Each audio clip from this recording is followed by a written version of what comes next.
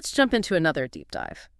Today, we're looking at something a bit different, a really unique musical journey. It's called an album quest.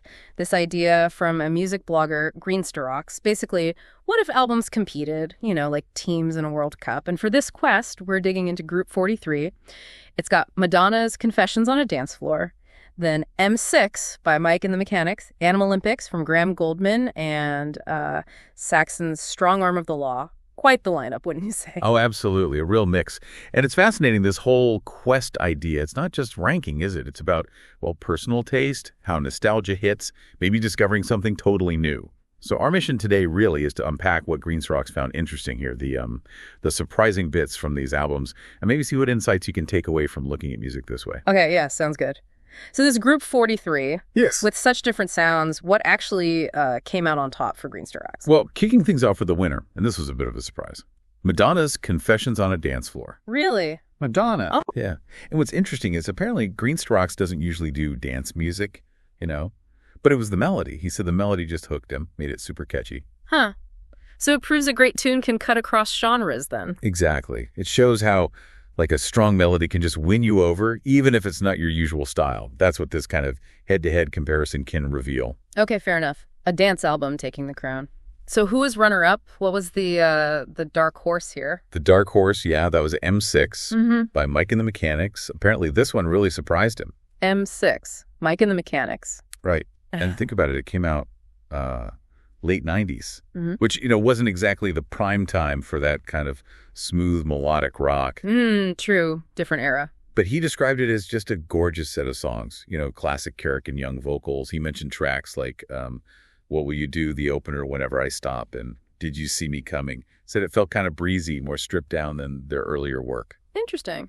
And wasn't there something odd about the title, M6? Ah, yeah. Good point.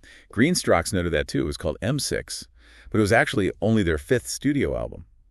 Weird. Yeah, just a little music mystery, I guess. That never really got explained. Okay, so M6 took second. What about third place? Third place went to Animalympics by Graham Gouldman, from 10cc. It's a soundtrack. Oh, right. Yeah. The animated movie soundtrack. Exactly. And while soundtracks can be tricky, can't they? He found some really decent melodies on there, like Away From It All, which is beautiful, and Love's Not For Me. But the production, he called it kind of wobbly, inconsistent quality overall. Okay. So maybe some good moments, but not a solid album experience start to finish. Yeah, that seems to be the takeaway. Sometimes soundtracks serve the film more than they work as a standalone album, doesn't it? Makes sense. Okay. And that leaves fourth place, bringing up the rear. Yep. Landing in fourth was Strong Arm of the Law by Saxon. Saxon. Okay. Now we're talking heavy. Oh, yeah. Total guitar, drums, vocal assault, as you'd expect. Wow. Ferocious stuff. What Greensterox found interesting, though, was the progression.